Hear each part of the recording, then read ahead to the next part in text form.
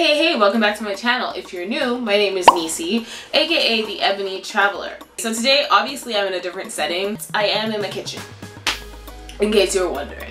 Okay, moving on. So today I'm just gonna talk about staying active in Korea, different extracurricular activities you can be a part of. Sometimes when you come to Korea, you feel a little lonely, sometimes you feel a little homesick. I can definitely attest to that. Like, I felt homesick before. Like, I was the hot mess. So I feel like not only is getting involved in extracurricular activities good because you could stay active, but it's also good to help you meet new people, kind of step out of your comfort zone. So I'm just gonna tell you about a couple of things that I do. I guess the first thing I did was kind of language exchange. I did take Korean classes first. I just don't really like being in language classes. I prefer to learn on my own.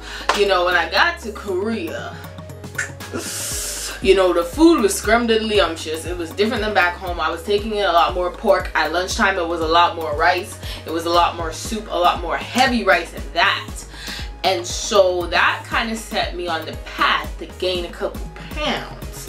You know, and I feel like that happens to everybody. You come to Korea one size, and a couple months down the line, you're looking and you gain the freshman 15. You know, they say that in college. I think the same thing applies to Korea, because you will pack on the pounds if you are not careful. But the good thing is, being in a different country, for me at least, like, allows me to step outside my comfort zone. Boxing, 1, 2, 1.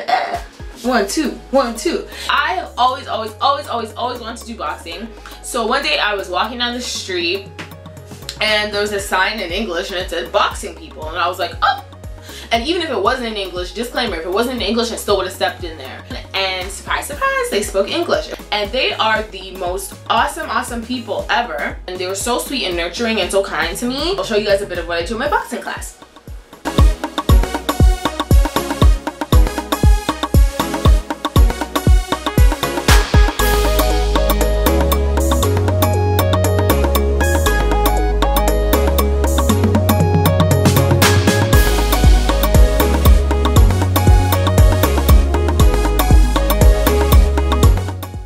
So that was pretty much what I do at boxing, you know, my little 1, 2, 1, 2. I don't know how to swim. So I decided I'm gonna try swimming lessons in Korea. I went on the website, typed it in, I just looked for swimming lessons. I didn't even look for swimming lessons in English. That's something that you need to think about. Like, you're in a different country, don't just go looking for extracurriculars that cater to English speakers.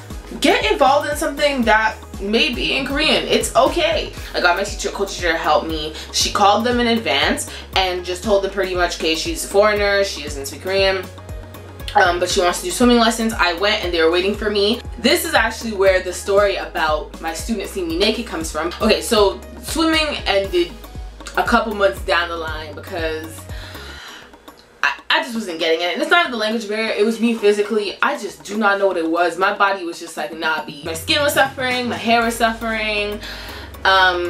It wasn't a good look for me. But I gained confidence stepping into that situation. Something else that I did that I'm really happy that I got involved in and I'm actually still a part of. One of my good friends, she introduced me to a mentorship program that she's a part of. So basically you just have a Korean student as your mentee. You spend time together however you want. You guys can meet up, you could talk. Like, it's kind of like an English exchange program kind of thing. And you know, it just helps the kids practice their English.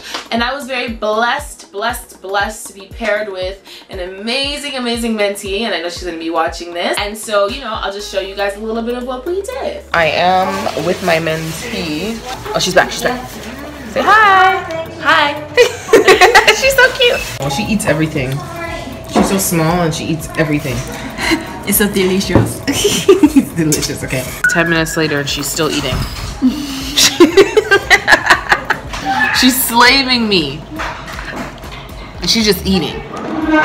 Do you want some? Okay, so that was pretty much me and my mentee doing our thing. She's hilarious, love her to death. I'm also part of a dance team. It's called PX2I. It's not only a dance team for foreigners, but there are a lot of foreigners on the dance team. But it's what we call an international dance team, and it's a lot of fun. It's not only teachers either. One of my very good friends, he is in the military, and I got him to join as well. So I'm going to show you guys a little bit of that.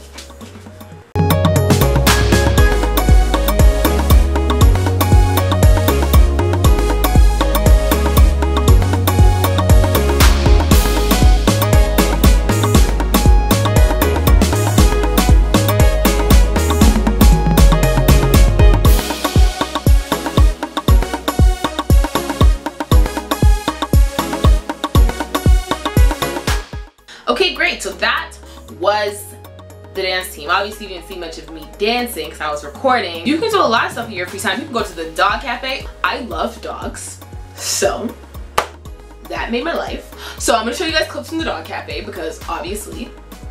Okay, so right now this is Kayla. Say hey. We're heading to the dog cafe.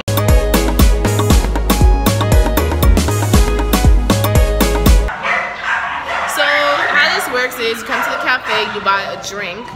The drinks are more expensive than normal, so these drinks are both 8,000 won, but that's pretty much your admission. Is there a time limit on these? No. No time limit, so you can be here for as long as you want, just hanging with the doggies.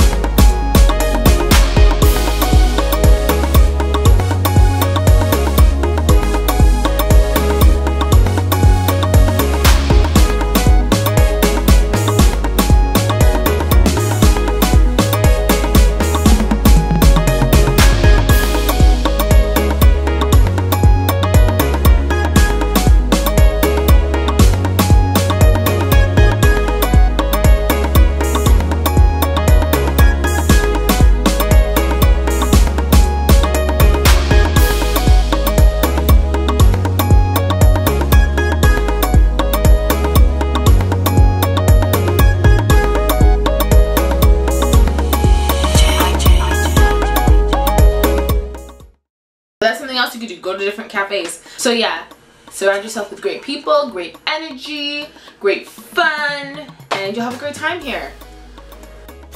Disclaimer, I have clothes on. I'm at work anyway. My camera cut off before I could even record an outro, and I didn't realize.